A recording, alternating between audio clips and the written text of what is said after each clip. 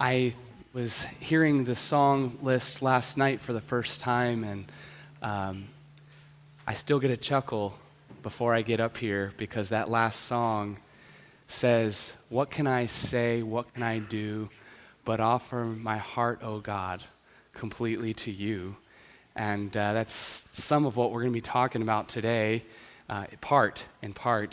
And it's not like Michael and I discussed what I'm going to be talking about, but just neat how God's lined up the music today to really match what we're going to be discussing today.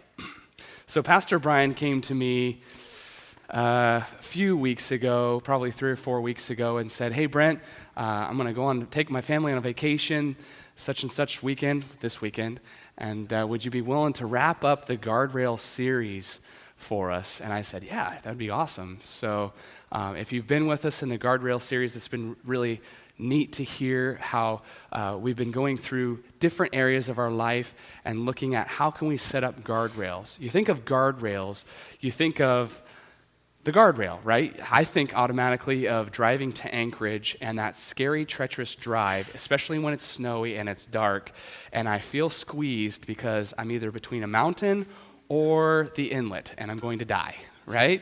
Anybody else? Okay, maybe I'm the only one. You guys are true Alaskans, you don't feel that, right?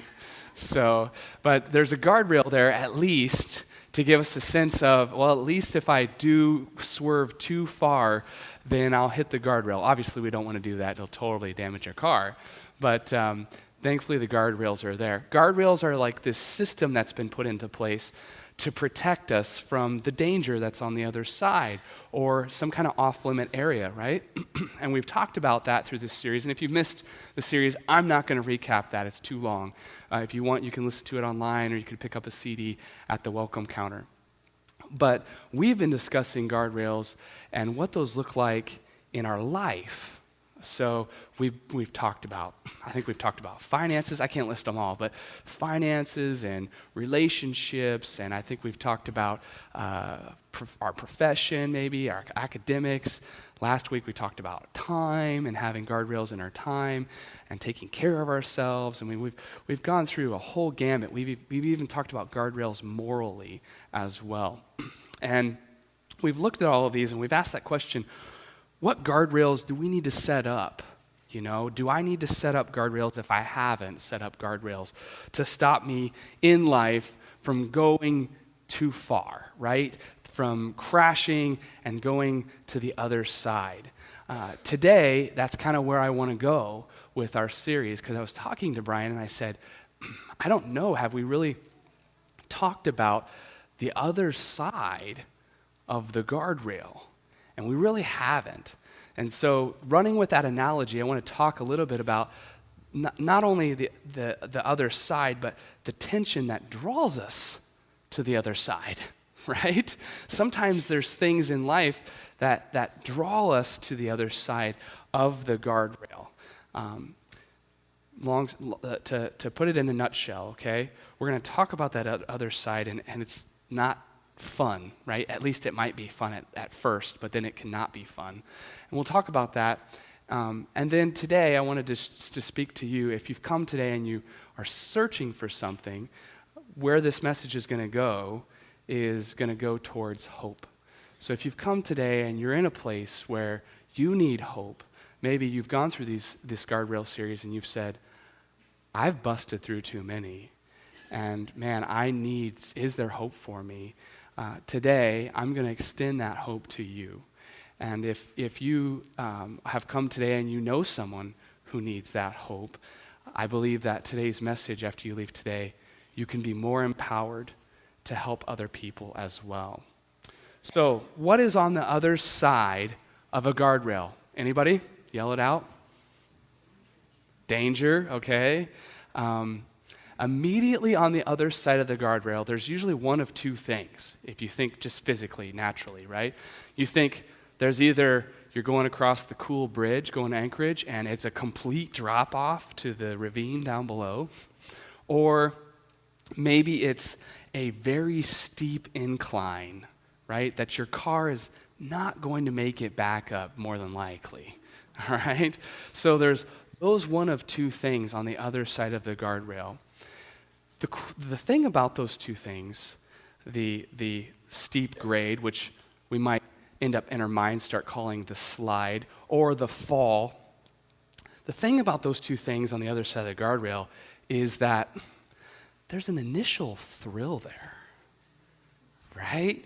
Because, man, if I am free falling, it's kind of like bungee jumping without the bungee, man, that is exciting. And that sounds so fun. And the other thing, the steep incline, we kind of term it in our mind the slide. So for today's purposes, we're going to call it the slide, right? So the slide, that sounds fun. My kids have been on me for at least a week, especially one kid in particular, my son. He's been on me about going sledding. And if you've ever been sledding, not in the snow like this, but when it's really packed down, it's a lot of fun, right? I mean, you go flying on that ice. The thing is, if you try to climb back up, it's not fun, especially if you have a 3-year-old in tow. So it's really difficult to get back up that hill. But we like sliding. We like going sledding. We like that, right? It's kind of like the game Chutes and Ladders. It's harder to go up the ladder, but it is fun. It's more fun to go down the slide. And so there's this slide that we know is there when it comes to guardrails in life. And what happens is we start to think about that and about the fun on the other side. Because really what that slide is immediate gratification or immediate fulfillment, right? We want to go there because we can have fun right now. Forget the guardrail. I'm going to bust through it and have some fun, right? And so we find ourselves starting to have this tension. At least I do. Maybe you're not in this boat. But this tension of, man, it would be really good to have fun right now. But then the other side of it, the tension is, I know that's not right? Or, man, I should not do that. Or, man, I ought not to do that. And so I find myself with this tension. Paul talks about the tension in Romans chapter 7. There's this tension inside of me where I know what to do and that I know what is right and I shouldn't do, but I go ahead and I bust through the guardrail anyway, right? Because I want it now. I want it now. And I know it sounds selfish, but I really want it now. Here's some examples that we find in our life. It could be, I don't want to give. I want to spend on Black Friday, right? I don't want to work, and this is a hard one. I don't want to work on a difficult marriage. I don't feel like I love them anymore. I want a new one, right? I don't want to study. I want good grades. I don't want to be a role model. I want to be happy. Eat healthy, yes. Dessert, right? I don't want to be wise, prudent, a man of integrity. I want to go out to dinner with her, right? These are some of the things that we know what's right, and yet sometimes we just bust through those guardrails to get onto that slide for that immediate fulfillment. And that slide has got its deceptions with it too. I wanted to talk to you about two of those before we go even further down the slide today, because we are going to go down that slide a little bit.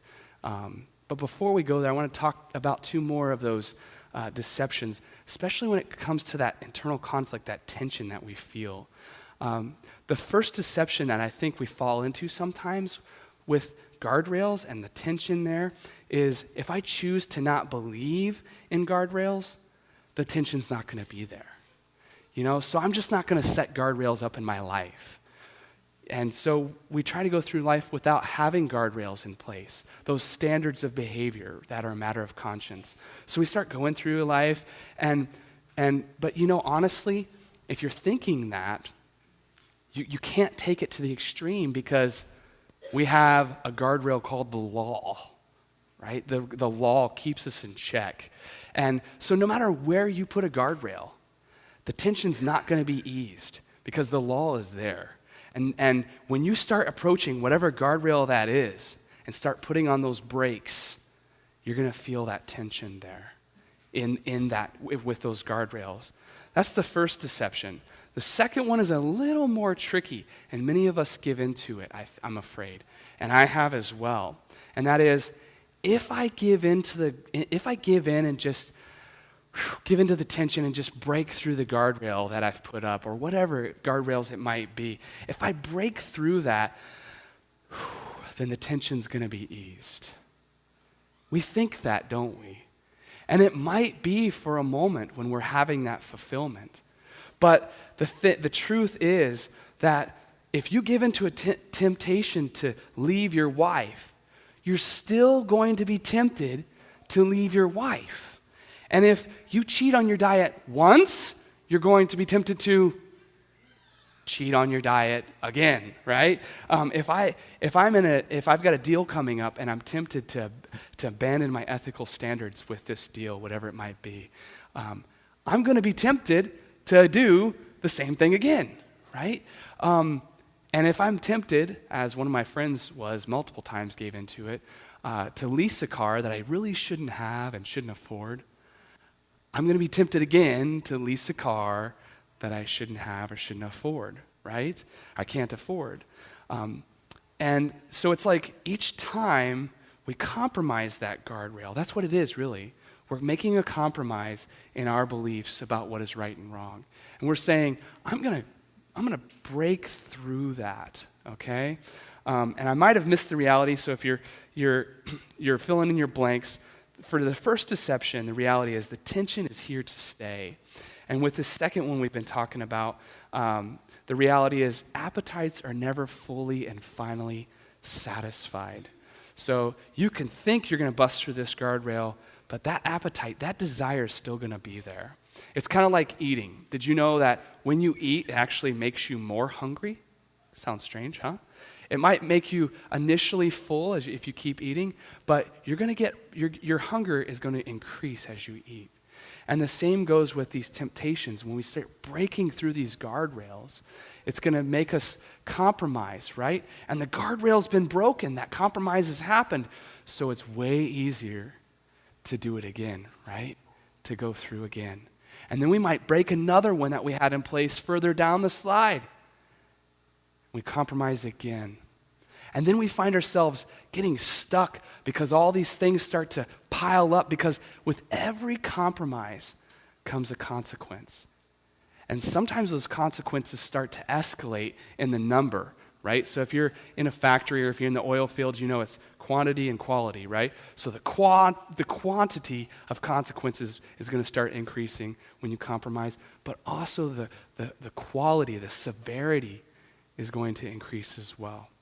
And then we find ourselves sliding so fast down the hill or the free fall that we can't stop. And then we end up potentially at the bottom. And it's not pretty down there. What's at the bottom of that slide? Anybody? Sharp rocks? Could be sharp rocks. Could be death. There's all kinds of stuff down there. Pastor Brian and I were talking about this series, and we knew that we needed to take a moment to not only talk about the slide and the fall, but to talk to you guys about the pit. That's what we're going to call it today, because it's the pits to be down there. And the pit is a hard place to be. It's like the dark place that your heart can go to, right? The darkest part of your soul. Sometimes you hear it termed in different ways on movies and things like that, but it's that dark place. It's dark. It's potentially cold. It's possibly snowing like we see outside. There's a lot of stuff down there with us too. And sometimes there's a lot of stuff in us down in that pit. Now, some of you have already lost you today because you don't want to go there. You don't want to go to the pit.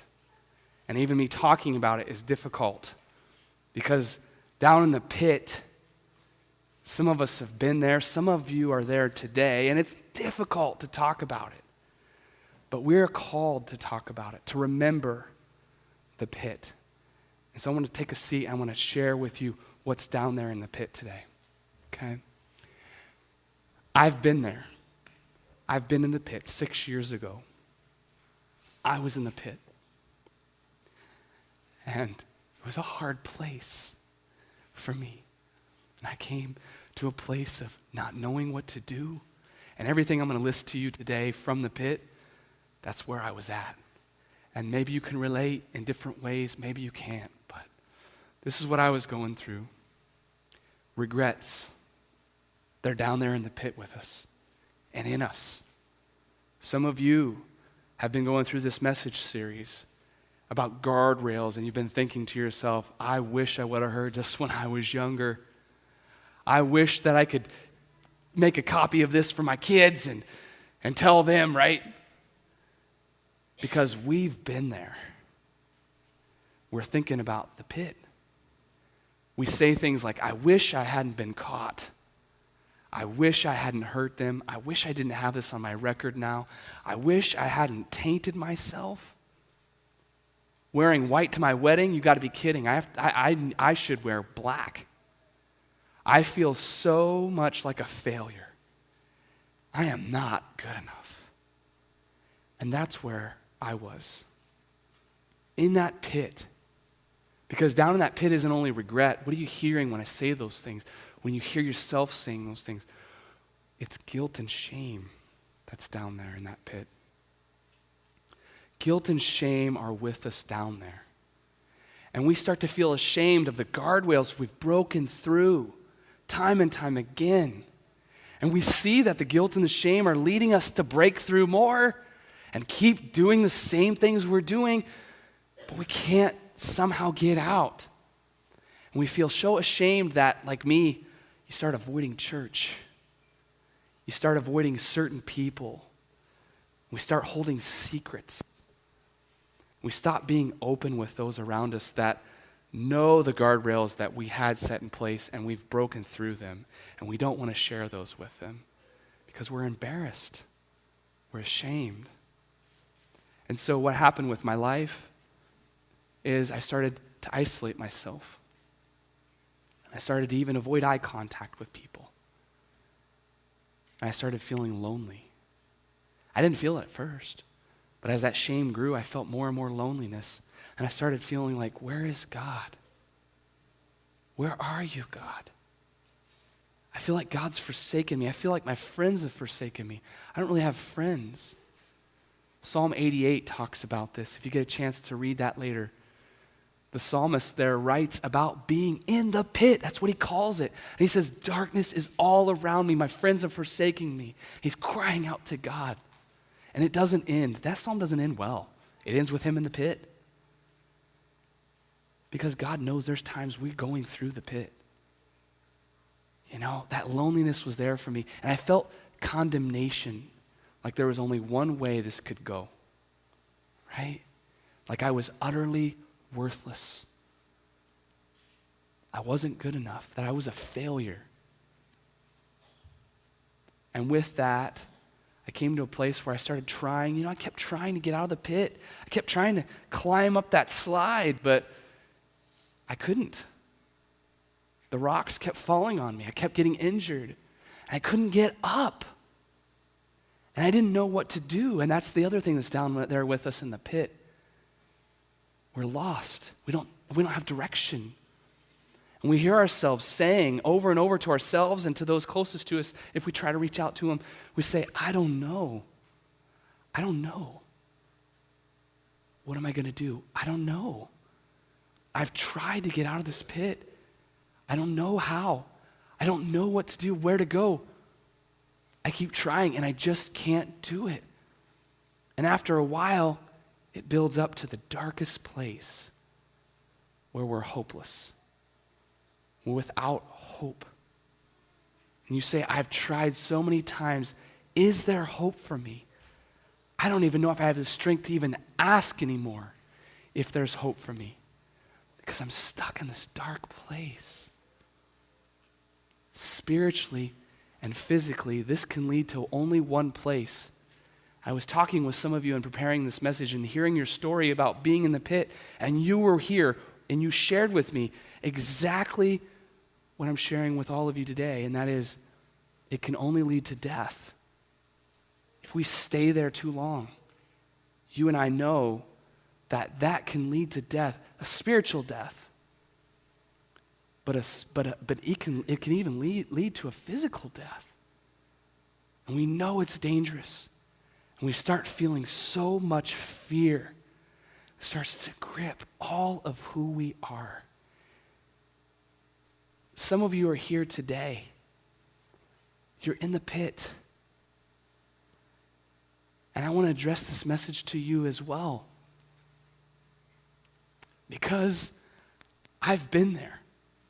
And I've heard some of you through even this series say, I have so much regret.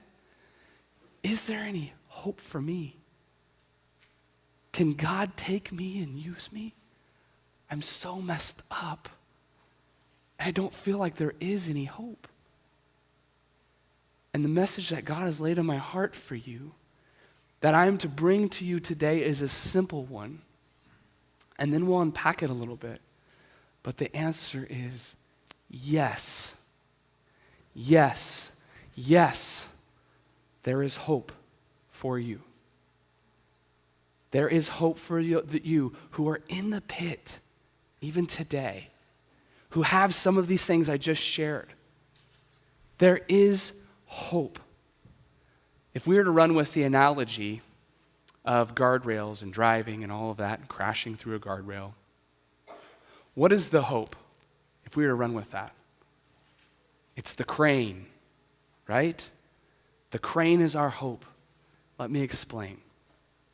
Have you ever seen the movie Cars? Anybody? Those of you who laugh, I know you have. Okay. So in the movie Cars, Lightning McQueen is all about himself, and he's all about I can do this. And what does he do? He careens off the edge, and he crashes down in the pit. And here comes Tow Mater. What does he do? He does a little butt shake. Pastor shakes his butt on stage, right? And he throws the line down, hooks him up, pulls him right out, right? When we're in the pit, we need that crane. We need that crane to get us out of there, right? Especially when we keep trying to get out and we can't get out. Another example of this, which is a little more detailed, is a movie or a show that my wife and I a couple years ago started watching. And don't judge me because of the name, all right?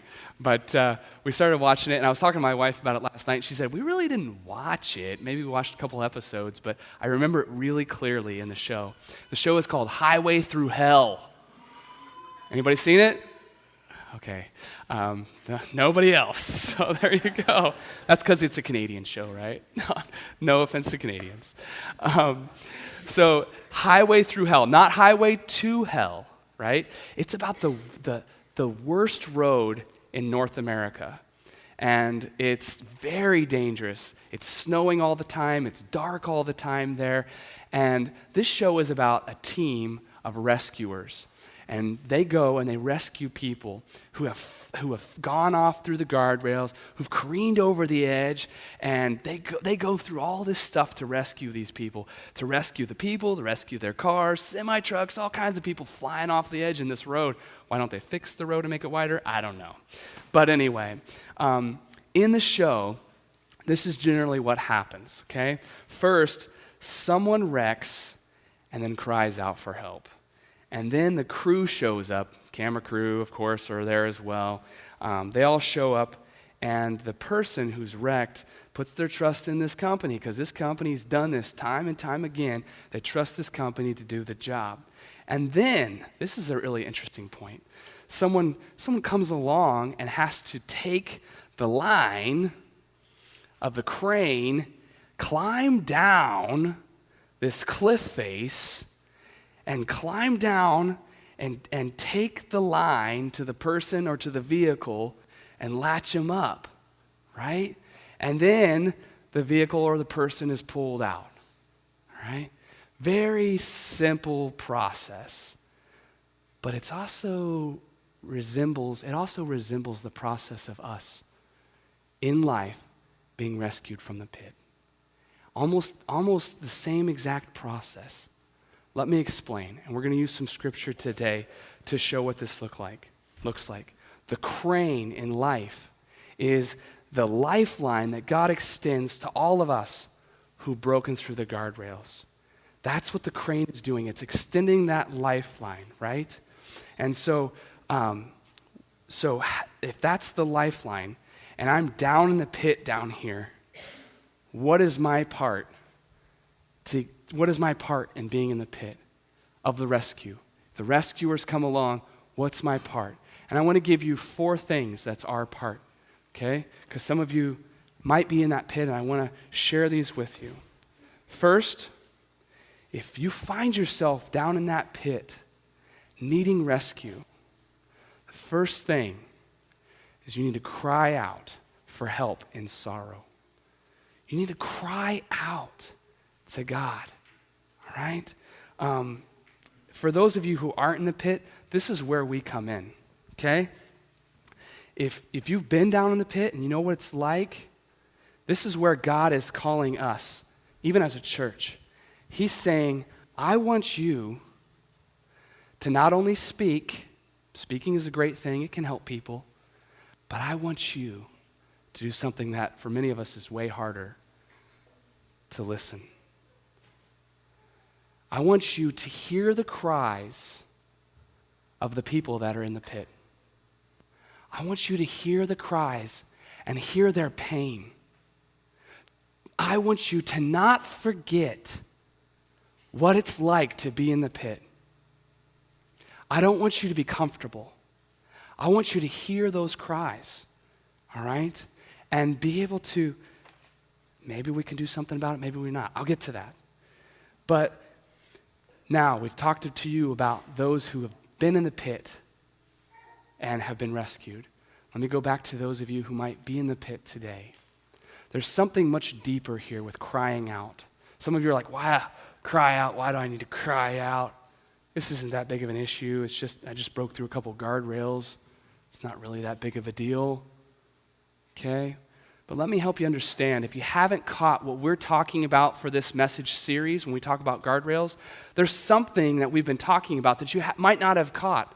We talk about a guardrail in life being a personal standard, right, of behaviors. That's a matter of our conscience. What is that we're talking about? When we break through these guardrails, what are we actually talking about? Take a look. Romans 14:23. Paul is writing to the church in Rome. If you have your Bibles, you can pull it. I'm going to be in Romans a lot today. But Paul says this in Romans chapter 14, verse 23. Right? He writes a letter to the Roman church. He says, if you do anything you believe is not right, that's that guardrail, right and wrong, you are sinning. Wow. Man, some of us might be sinning every day, right? We keep doing stuff that we think is wrong, and we keep doing it anyway. Man, like, we're sinning, really? It's kind of like Adam and Eve being in the garden. They had one rule, don't eat from the tree, and of course they both took the fruit and they ate it. They did what was wrong. They busted through a guardrail. They sinned. And as a result of that, sin came into humanity. And we still struggle with breaking through guardrails, giving into that tension of going to the other side of immediate satisfaction for ourselves, don't we? And what we're doing is we're actually sinning. So when I say cry out for help, man, we have to cry out for help. Because if you take that as a truth, this is something much deeper than you and I. This is a spiritual thing we're talking about. This is a spiritual thing that you can't get out of yourself, that you need someone else. You need God to get you out of this. You need to lay flat on your face on the floor of your heart and say, God, I need your help. I need to get out of this pit. I was there 6 years ago. I laid on my face physically, and if you have to do that, do it. But lay on your face of your heart and say, I need your help, God. I see the trap. that Pastor Brent's talking about. I'm there. I have those things in my life. I need help. God, please help me. And then when I say doing this in sorrow, what I'm referring to is a certain type of sorrow. Paul wrote two letters actually, to a church in Corinth years ago. And his second letter, in chapter 7, verse 10, 2 Corinthians 7:10, he talks about this unique kind of sorrow he calls us to. He says, "For the kind of sorrow God wants us to experience leads us away from sin and results in salvation. There's no regret for that kind of sorrow, but worldly sorrow, which lacks repentance, results in what? Spiritual death, the pit." Okay? So we have two types of sorrow here. We have one that leads us to death, the pit. And he says we have another that we're called to have that leads us to salvation. The crane, getting out of there. He says the one is worldly sorrow, and it leads to regret, or regret leads to this type of sorrow. I don't know which one comes first, chicken or the egg, right? But with this worldly sorrow, it's just regret. That's part of being in the pit, right? I feel so much regret. And the regret leads us, just starts cycling and building up inside of us.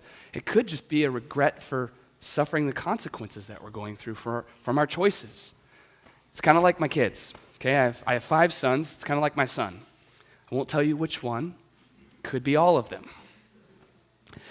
I'm walking along and I find dirty clothes on the floor. And I ask my son, "Is this yours?" "No." I ask another son, "Is this yours?" "No." I finally get to the son that says yes. I said, "Please pick up your dirty clothes. They don't go on the living room floor. You could take them upstairs, right? Put them in your dirty clothes basket." "Okay, Dad." I come back, they're still there. "Son, pick up your clothes." "Okay, Dad, I will." Still not happened, right? I might put in a consequence to help him understand he needs to have his clothes picked up. So he finally picks up his clothes and he puts them away. The next day, I come walking through the living room. What's on the floor? Clothes. Was my son truly sorrowful? Was he really sorry, or was he just regretting the consequences? You see, the other type of sorrow that Paul is saying here that God is calling us to have when we cry out for help is a sorrow that leads not to regret, but to repentance. There's a difference. Repentance is a big churchy word, but it simply means turning away, right? We're going to make a change in our life. We're going to repent. We're going to change from that, all right? The hard part is, though, some of you have tried to change, and it doesn't seem like it's working. Because there's another component of being rescued that we have to realize. Without sounding too trite, I'm going to share something with you that's been shared for centuries. Centuries. Our second part of being rescued is this: trust in Jesus. You've got to trust. That company's got the crane up on the top of the hill. You've got to trust in them, right? There was a woman who was dying, and she was in her early 40s. She asked for a chaplain to come visit her. And so I being the chaplain at that time, went to visit her, right? And it was my first time meeting her. I didn't know her at all. I just said, how can I help you? And she said,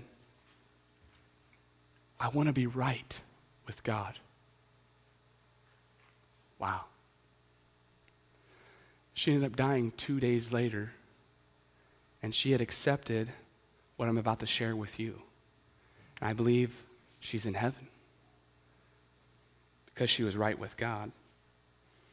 There's a small verse in Romans chapter 3, verse 22, that simply says this: "We are made right with God by placing our faith in Jesus Christ.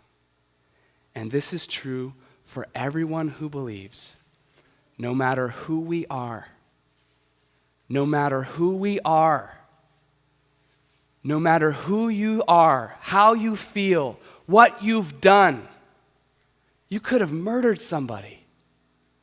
You can be made right with God by this simple thing. What?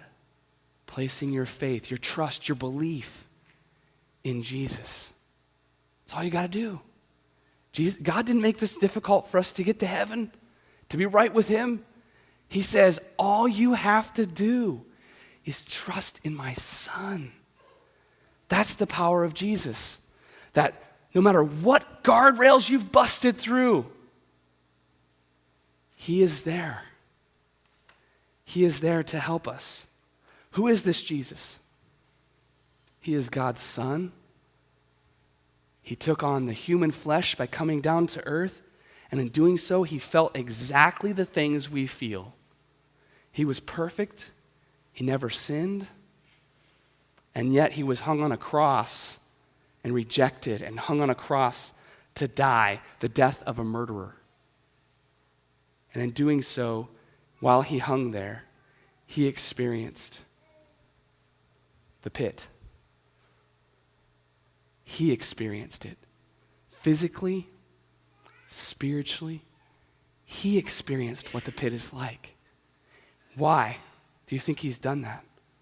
Because he did it to take all of the stuff we deal with when we're down there, the guilt and the shame. He took all of that upon himself so we didn't have to carry it. And then he also says, I forgive the people who put me here on the cross. And then he also turns around and says, I forgive you who've busted through these guardrails and through your own choices put yourself down in that pit. He forgives you today. He cleanses you with that forgiveness.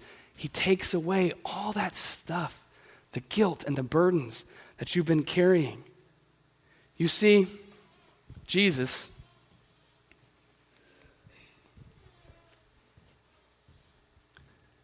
he's like this.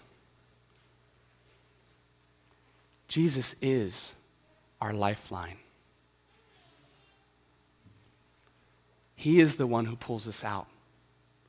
He is the one that gets us out of the pit at the corner of Gaswell and K Beach Road.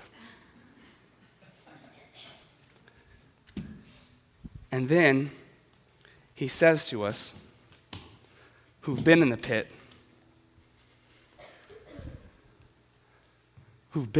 and been rescued, he calls to us and says, take me. Get out of your comfort zone and take me down into the pit. I know it's yucky and you don't want to go there again. You don't want to experience that pain, even hearing somebody talk about it. But take me to them. Take me to them and show them how they can be tethered to me. You see, if you're down in the pit, God's saying, will you be tethered to my Son Jesus? That leads us to that third part of being rescued. Simply is let go of control over to God. If we fight the rescuer who's coming down to us, what's going to happen? They might just back off. If we start running up the hill after we've been hooked up to the line's going to go slack. I don't know if it'll come off, but if we try to do it on our own, and we try to take control and try to keep saying, I can do this, I can get better, I could do this, that's not going to help us get out. I can tell you today from my own experience, it will not get you out. God is sitting there and saying, when you're ready, I'll come into your life. When you open the hands of your heart and allow me to come in. When you, remember the old song, Jesus, take the wheel. When you allow Jesus to take the wheel of your heart and drive in that seat and you take a back seat, not as a backseat driver, but you allow him to guide you. You surrender every area of life and you say, okay, God, I see you want me to put a guardrail there. I will. I will do that. And he's guiding you, right, down that road. Romans 12 is this call here. And so, dear brothers and sisters, I plead with you to give your bodies to God because of all he has done for you. Let them be a living and holy sacrifice, the kind he will find acceptable. This is truly the way to worship him. We can worship God through our voice. That's part of our body, right? Singing is a great way. But what does he say? This is truly the way to worship him. How? Giving our entire self to God. Saying, I'm going to open myself up and you can come in, God. Anywhere you'd like to come. And then when we do that, he takes the anxieties, the worries, the burdens of guilt and shame. He takes them and lifts them off of you. It's kind of like saying, God, I'm going to continue to mess up until you help me stop messing up. And then he will, when we let go of control and stop trying on our own. You hear this, though, you might be thinking like I had in the past, well, I want to keep this area over here to myself. Is that okay? Or, man, if I give up control like you're saying, the guys at my work are going to completely ostracize me. They're going to think I'm so weird, because I know I'm not going to be able to hang out with them and do the things that they do. Or, man, if I do what you're saying, Brent, I'm going to lose every friend I have, and it's only a few already. And I'm already feeling lonely. Man, Brent, if I did what you're saying and let God completely in, I wouldn't know how to cope. Because I know he'd want me to put these guardrails up and I'm doing stuff because I really don't know how to cope with the pain that I've been through. Man, Brent, if I did that, I know that God's going to want me to be transparent about who I really am and take down the mask. And I feel too ugly to do that. Do you hear the fear through all of that? All of what I just said? The fear seems to guide us and lead us away from God. And God is saying, if you will open yourself today to me, I will fill you with something greater than fear. I will fill you with my love, true love. Just like 1 John says. John talks about it. We don't have the spirit of fear, but of love and a sound mind. This leads us to our last one, and it's probably the hardest, and some of us try to do this first without God, and that's seek support from others. Seeking support from others, right? When we seek support from others, something awesome happens. But if you try to do that before you do the first three of being rescued, it doesn't work. Because ultimately, our problem is spiritual, remember? It's right here in me and between me and God. And I've got to let that work. I've got to let that happen. I've got to have that trust and that release to him. And then, only then, when the change starts to happen internally, can it begin to start happen externally. The most powerful thing that happened to me was when my wife forgave me years ago. She showed me forgiveness that I didn't deserve. Just like Jesus showed me forgiveness that I didn't deserve. True healing happens when we experience forgiveness in word and in flesh. That leads us to the end. This line here represents who we are as a church. I was talking to Brian about where I wanted to go with this message, and he got really excited. And he said, rescuing those in the pit is what we are about. It's our DNA as a church. Because if you didn't know, Brian and I share similar stories of God's rescuing us from the pit. And many of you, in talking with you even this week, I've heard story after story about how God's rescued you from the pit. Since we have been rescued from the pit, let's not forget those who are there. There's people in this room today, some of you in this room that are feeling that. You're in the pit, you don't know what to do. All those things. And then there's people also outside of these walls that God is calling us. Each one of us who've been rescued from the pit, calling us to go to them, to meet them where they're at, to listen to their pain, and to extend that lifeline to them. Now, as we wrap up today, I don't want to leave you in the pit without some resources. First and foremost, after the service, if you want some help, you want somebody to talk to, there's many of us here that are willing to talk to you. Maggie and myself and Michael, who's led worship today, we're available. We'll be around the room. You can talk to us if you'd like.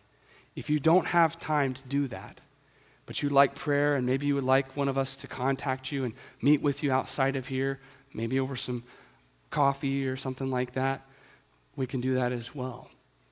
And to do that, you can use the connection card in the seat in front of you. And just fill that out with your name. And you don't have to put everything on there. But take that first step of being rescued and just simply write, I need help. I need help. I know it's humbling to say that. I know it's hard to be transparent. But if you're there, we want to help you. We want to get to know you and walk alongside of you through this time of your life. Just simply write those words. What do you do with it? You can drop it in one of the offering boxes in the back of the room. Nobody else is going to see it except us pastors. You can drop it off into the top slot. The other thing I wanted to mention to you, there's a little brochure. I don't have one, but it says A Fresh Start in Life. And it talks more about those first steps of trusting Jesus and releasing control. It's a little pamphlet we have at the welcome counter. There's more and more verses in there than what I've even shared today. You can take a look at that. You can grab one for yourself afterwards if you'd like to know more about what that means. So today we're gonna pray and we're gonna continue singing. But if you would like some help today, we're here for you because we love you and we've been there in the pit. Let's pray. Jesus, thank you for today. Thank you for rescuing us, being that lifeline, that bridge between us and your Father. Thank you for taking on so much of the pit upon yourself. And I can't wrap my mind fully around it, but it is amazing. God, there are those here today who are in the pit, or at least they have parts of it in their life. Maybe they're sliding and they know the direction it's going to end up if they continue to go down that route. God, please encourage their hearts today. Those who need hope in this room, that you would fill them with that hope. Let them know that you love them as a child. God, that they are not messed up. But God, you love them. That you sent your Son to die for them even when we are in our sin. We're so grateful for that. God, fill them with yourself. Fill them with your presence. Help them, God. Come alongside of them as they set these guardrails up we've talked about this past month. They set these guardrails. They know that you've been calling them to set up. Lord, thank you so much. Help us who have been there. Help us to keep our ears open to hear the cries of those we come in contact with throughout our day. To be able to take that time to spend with them. To realize how we feel. We feel uncomfortable because we don't want to go there again. But God, help us to do that. To be your hands and feet to those who are lost and hurting, who are on the sharp rocks and need help. Thank you, God, so much. We worship you today now through our song. It's in your name I pray. Amen.